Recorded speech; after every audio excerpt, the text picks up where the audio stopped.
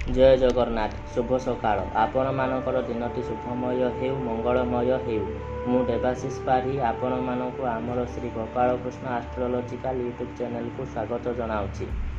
आज विशेष तथ्य उपस्थापन होची परीक्षा रे भल मार्क आनिबा पय केउ उपाय करबा उचित।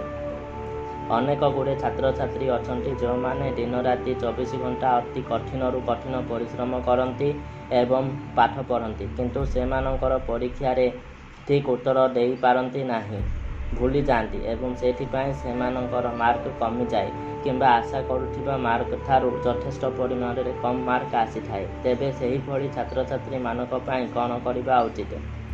जो छात्र छात्री माने अत्यधिक कठिन रु कठिन परिश्रम करुचंती किंतु सेमाने भाबुचंती जे सेमानकर परिश्रम करबा अनुसार मार्क आसुनाही सेही माने एही प्रतिकार करबा निहाती आवश्यक अटे।